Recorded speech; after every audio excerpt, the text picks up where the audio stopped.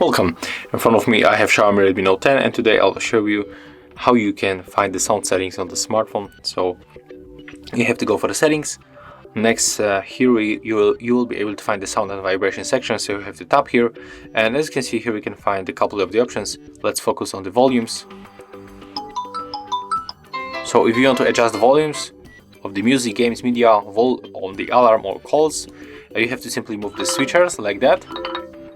Here we can find also the sound assistant. So we can, for example, adjust media sound in multiple apps. So let's enable this feature. Here we got also the do not disturb mode and the silent mode. So if you want to activate the do not disturb mode, you have to tap on the right upper corner right here.